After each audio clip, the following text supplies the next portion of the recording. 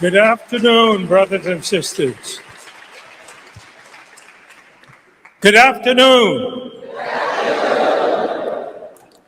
You know, it's a dangerous thing to have preachers and lawyers standing at the podium because they have a tendency to talk too much.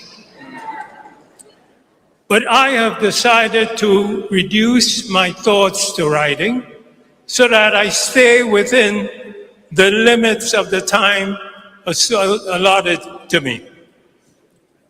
So, Kikuya, thank you for inviting me to join you and your family in this historical celebration of Assata's life. Friends, whatever I say today will be inadequate to honor the courage, the resilience, the dedication of Assata Shakur, whose life, if it were a fiction, would be difficult to believe. However, the truth is, her life, no matter how incredible or true, I say inadequate, because I fear that whatever I say and whatever the many distinguished speakers may say today to contribute to our understanding of Assata, our understanding of her unflinching, lifelong struggle to build a world unsustained by racism, unsustained by economic exploitation, political repression, and unjustifiable warfare, will not begin to explain Assata's creative, humane, and unwavering commitment and strength. Whatever we say today, my friends, will fail to do justice to the complexity, the depth, and the remarkable accomplishments of the essential Assata. As we will learn from today's speakers, Assata's commitments began in childhood and have ripened and matured over the past many years. Every step that she has taken to build and support organizations, to build and support movements and coalitions, all of those have been dedicated to ensuring the dignity of every woman, the dignity of every child, and the dignity of every man in this world, dedicated to building the scourge of racism, dedicated to ending and the restoration of the people of every nation to their rights to control the use of their own land, the rights to use their resources and the fruits of their labors. For more than a half a century, I represented Assata as one of her lawyers.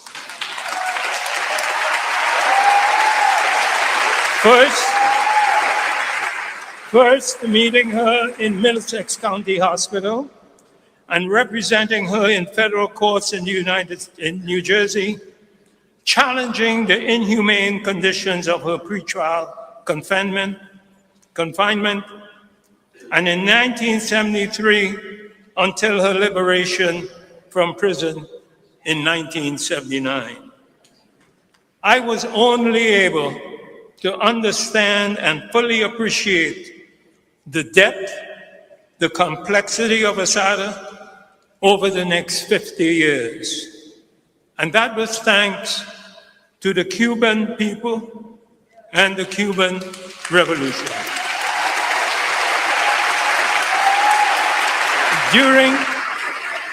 During my many visits to her in Havana, we were able to communicate not only about legal matters, but share concerns about family, children, grandchildren. Today, I'm proud to have one of my 7 great-grandchildren here with me today.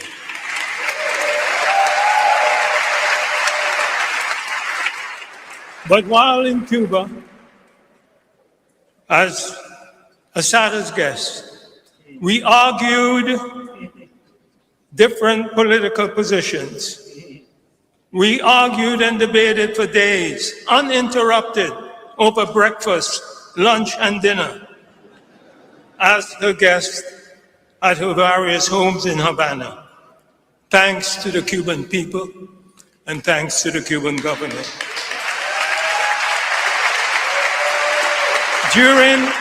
During those meetings, I came to appreciate her as a friend, as a comrade in support of our common struggle against racism and exploitation in the United States and around the world, in support of national liberation movements, struggling against colonialism and imperialism in Africa and elsewhere, in support of the rights of workers and political prisoners, in support of victims of police brutality and injustice in every corner of the globe.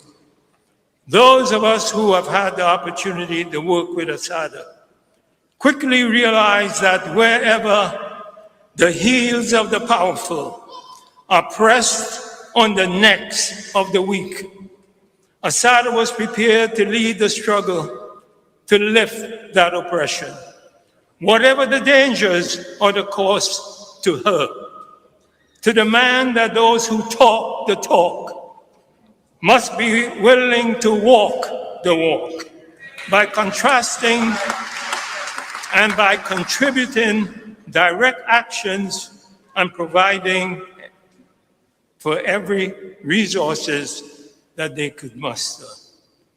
Assata, I say to the world, you have taught me so much. You taught me about sexism. You taught me about the importance of unity.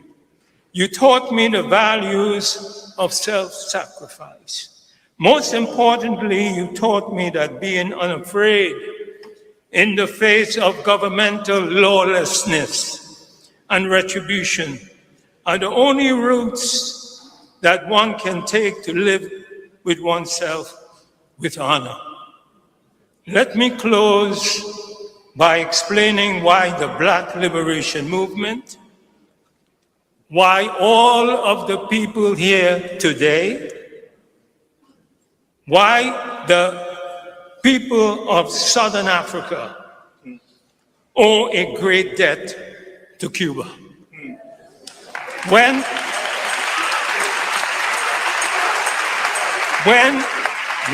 Africa called, Cuba sent her sons to help in the liberation of Angola, in the liberation of Namibia. And as my client Nelson Mandela has said, South Africa is free today because of Cuba.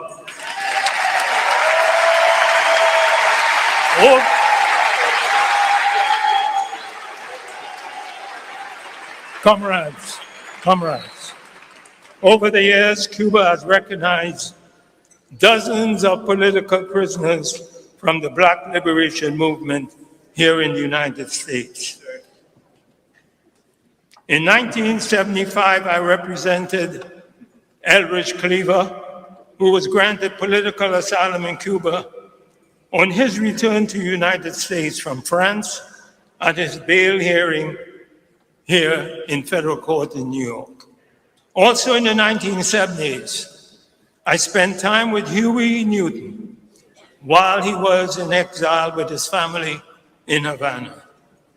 But let me, in closing, share with you my discussion with Fidel Castro.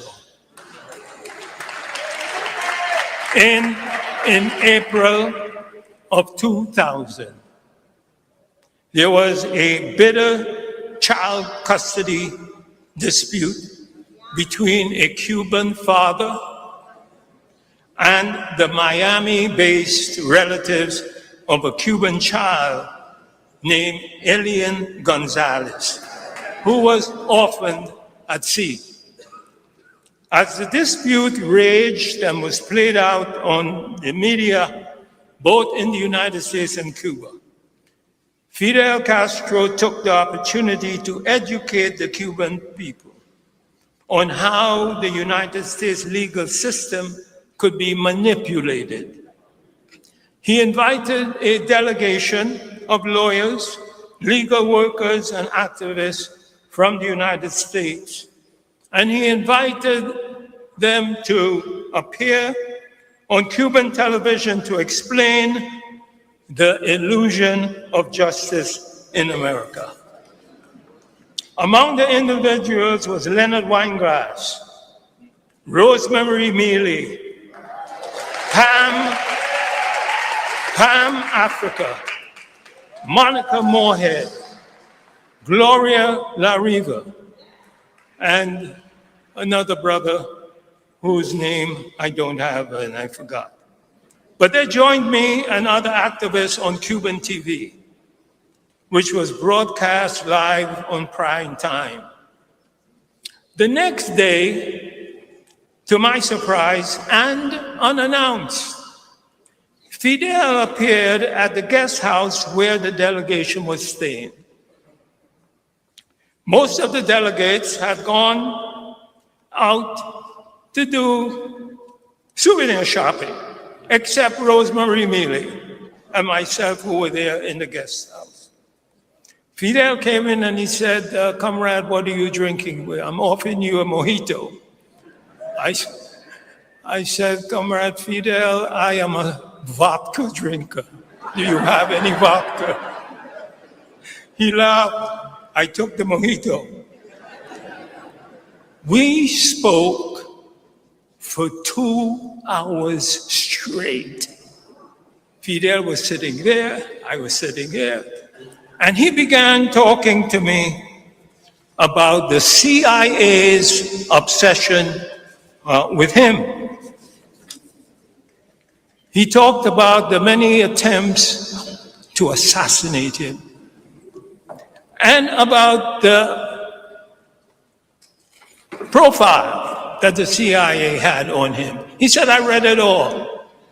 And concerning my personality traits and idiosyncrasies, I agree with the CIA. They were correct about me." He then leaned over and said to me, "Lennox, I read their description of Assata, and I totally disagree with their description of Assata as a terrorist. We in Cuba believe, and under international law, we granted her asylum as a political refugee. We will never give her up." My friend, my friends, Cuba never submitted or bent to U.S. political or economic pressure concerning Assata. There are plans now to invade Cuba. It is no secret.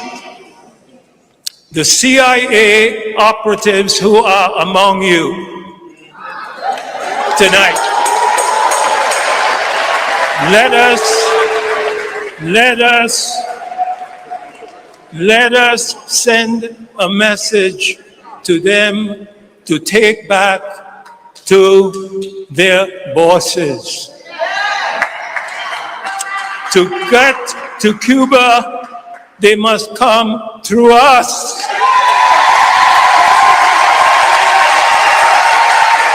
We say, and repeat after me, Viva Cuba! Viva Cuba! Venceremos Cuba!